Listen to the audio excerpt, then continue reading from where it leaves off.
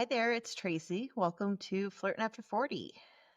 So this last week, I have some exciting news. I talked to Sam on the phone twice for like at least a total of like 4.5 hours. He called last week and then he called on Sunday night. And it's funny because my first podcast, I was talking about how I hate talking on the phone.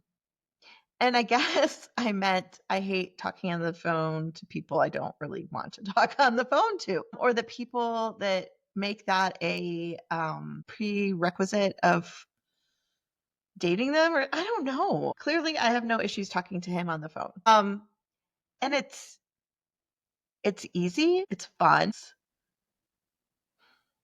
It's such a weird feeling to talk to someone that you haven't talked to in, so many years and have it just pick back up like you've always been talking. And I mean, obviously there's a lot of lot to catch up on. But the comfort is there, and like he understands my humor, I understand his. We allow space for like serious conversations as well as just catching up. I don't know. It's kind of fucking nice. And it gives me hope. Like actual hope. So last night, I feel like he called with a mission, and the mission was, to let me know he was thinking about me and that he would like to get together. Woo! And not that I hadn't been thinking about him, because I have. It's just, it's been, it's hard for me to get excited almost again, but I am excited. And the thing that I think I'm most excited about is that he's putting in effort. Like he's showing up. And I know that sounds kind of ridiculous to be like, well, you've talked on the phone 3 times. Like, that's not really effort. No, that's fucking big effort. Like the fact that like it's almost like he's calling me on my bullshit text. Like I'll text like I think like I asked like how's the hotel, and he just calls me instead of like the text back and forth. And last night he said that he, would like to come see me at some point. We should figure that out. And like he had done some research on places in Denver that kind of lounges, like a good bar vibe. I don't know exactly what vibe he's hoping for, but that he had done some research on places that we should go. Okay, I don't think I've had a guy, I'm trying to think, really plan a date for me in probably 3 years. At least. That makes me a little sad that I haven't met people that are capable or want to do those things, and I've still accepted it. But this is a really nice reminder that, and I always say this, that men that want to date you will find a way. Men that want to see you will find a way. Men that want to do the things, they will find a way. Like it doesn't matter that he lives in fucking California. I mean, it does matter, but he's still trying to figure out a plan to come see me and make it work. Like that counts for a lot. A lot, a lot. I have no idea. I have no idea what will come from this. I know that I'm excited. I know that I have a list of attributes that I would like in a partner. And he has most of them. You guys, he's bald too. I don't know if I mentioned that on the last episode, but for those that know me, they know I like bald guys. I don't know. It's a thing. Yeah, I'm cautiously optimistic. So, my intent is to keep you guys posted on how it goes. But it's the first time in a long time I have felt seen like truly seen, and like effort is reciprocal, or if not even more on his end than mine. And yeah, I'm not really sure what to do with that. And so I'm going to share why it's hard for me to just like be in it and relax and just trust it, because the last year I haven't dated a whole ton, but every date, I would say minus, Sparky, every date has kind of just been a shit show. Um, I went out with this, I'm going to call him Jeep Commander because he drove a Jeep Commander. Okay, I'm not dogging too much, but I am a little bit on people who drive Jeep Commander. So for those who are unaware, it's a Jeep with a pickup truck back, like best of both worlds. Yeah, I just think it's kind of dumb, but you either love it or you don't. But I think it's just, I don't know. I'm like, get a pickup truck or get a fucking Jeep. Anyway, moving on. Jeep Commander. And we met for a beer, and it actually was okay. Like the beer part there was decent conversation. It was okay. So he asked if I would like to have dinner after that. And we were at a brewery, we could walk to a restaurant. And I said, sure.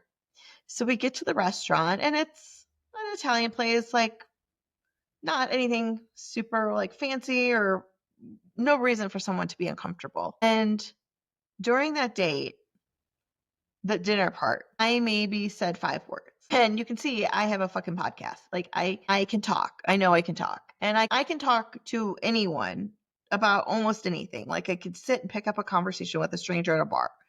So the fact that I didn't speak is telling, that he just talked for a good hour, hour and a half, nonstop, didn't ask me a single fucking question, like talked to the point of like telling me like about his best friend putting white rocks in front of his house and the HOA getting pissed off, and like a story that it's like out of my brain right now because I just can't fucking, like, why would I want to keep this in my head?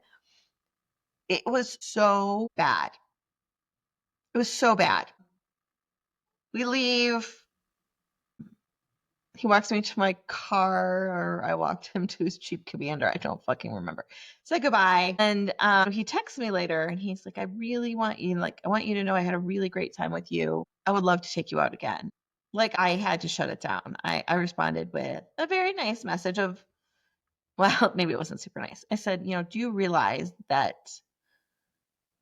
from the entire day, like the entire dinner, I didn't speak but more than 5 words. And I said, no, I think I'm good. Like, I'm not interested. And he responded with like, oh, I'm so sorry. Sometimes I get nervous and I talk a lot. I'd love to make it up to you. And maybe I'm the dick, but I was like, no, like we've crossed that bridge. We're good. I mean, that wasn't an awful date, but it's just an example of like just a bad date. Um, and I'm not sure I've talked about Caddyshack Cantina, dude. um, if I have, it's because like you need to hear the story again because it's so funny. Meet a guy online. He seems like a nice guy. Kind of last minute, he asked me for happy hour. Like, you want to go grab a drink? I said, sure. And he's like, we're trying to figure out like something in between us. And he suggests this Caddyshack Cantina, which I had never heard of. It's about like 25 minutes from me, so closer to him. But listen, like not like I'm okay with that. Like I could drive. Get there. He seems really nice. We have a couple beers. He was super flirty in the sense of just like you're just a little over the top. Like you're so beautiful, and like I just want to kiss you. And I'm like I don't know, if there's chemistry, you don't have to necessarily say those things. I mean, you can tell me I'm beautiful, but I don't know. So I had about, I don't know, 3/4 of a beer left, and I had to use the restroom. So I get up to use the restroom and I come back and he had drank most of my beer. And I'm like, oh, he's like, well, I gotta go. And I'm like, you drank my beer. And he's like, well, yeah, I gotta get going. Like, thanks for leaving me the last sip. Like, what the fuck? Like, I just met you. Don't drink my beer. Like, you could have left me. Like, you could have been like, hey, I gotta go, and left me. I don't. I'll pay for my beer. Like, maybe he thought like I'm buying the beer, so I should drink. I don't know. Okay, so that's weird. We leave. He invites me to go to a concert with him and his sister, but I was like, no, like that's not in the cards tonight. I get home, we text a little bit. He calls. Like, I don't know. It was fine. Like, I was like, I would see this guy again, minus the beer drinking. God, my standards are low. So, I I invited him out. I was like, let's do brunch on Sunday. He responds to me and says, yeah, that sounds great. So I say, you pick the time, I'll pick the place. And he's like, how about, 10:30 at the Caddyshack Cantina?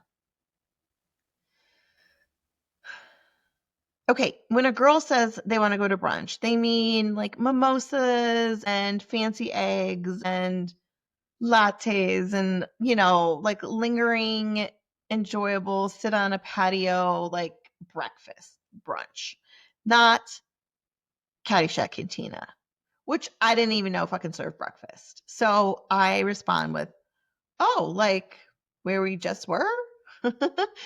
And do they have brunch? And his response is like, yeah, they have a killer breakfast. And I was like, well, maybe like we could try something different. Oh, and I forgot to mention that his friends own the Caddyshack Cantina, which I understand, but like, bro, you gotta step outside your bubble a little bit. Just a little, because maybe you get a discount. Maybe you're just super comfortable there. I don't know. But like, let's not make this a thing. So I was like, well, maybe we could go somewhere different. How about this place or this place? And he's like, no, I think we should just go to Caddyshack Cantina.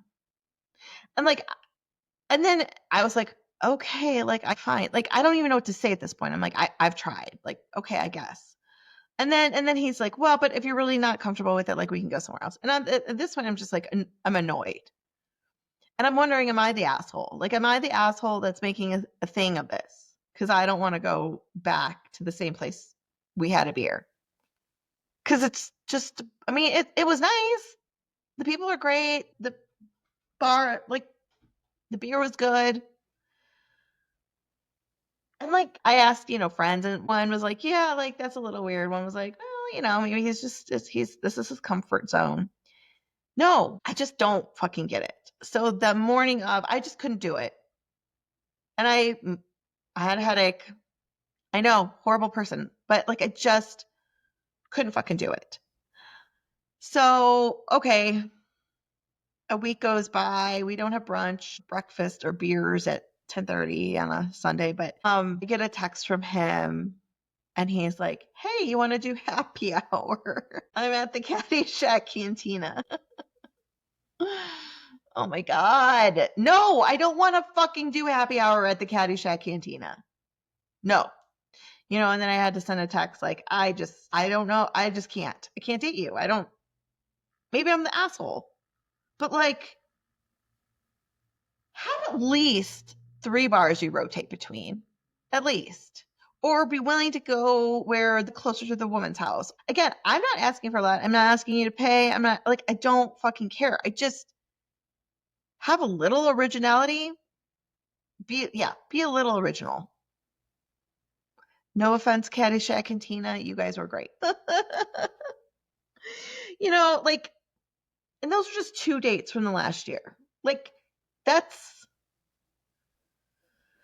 it's exhausting. And so when I talk about Sam and that I'm hopeful, like I really am hopeful.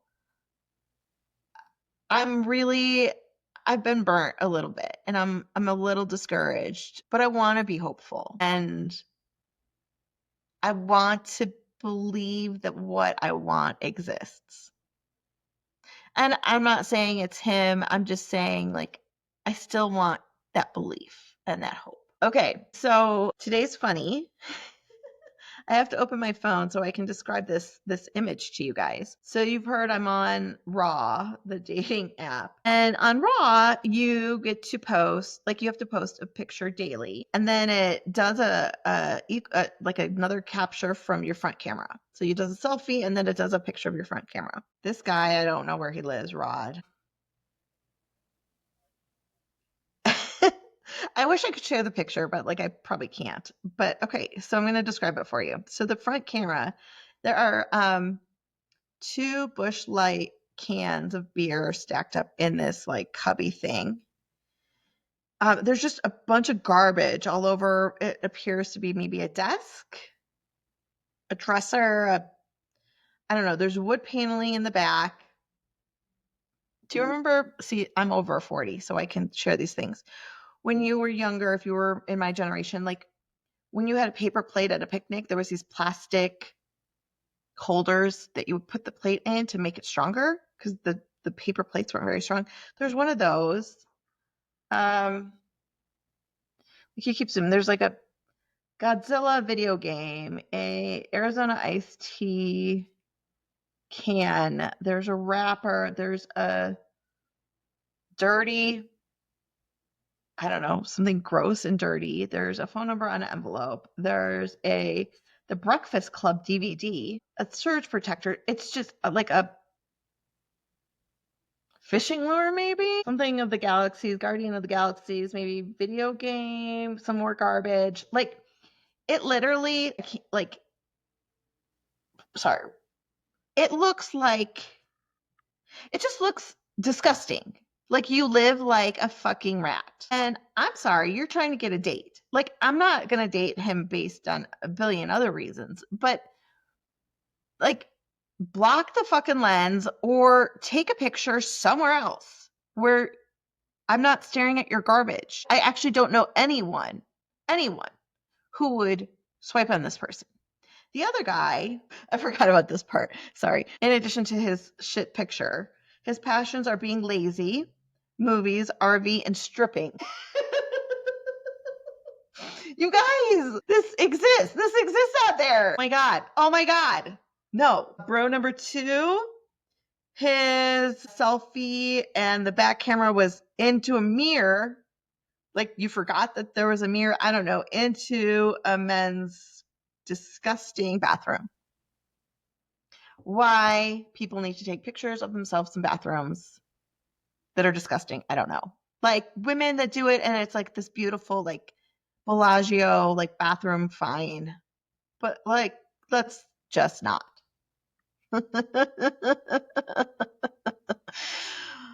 Oh, we could see Rob strip, you guys. Everybody's day would be better. Sorry, Rob. All right, you guys, thanks for listening. I appreciate everyone and have an amazing day.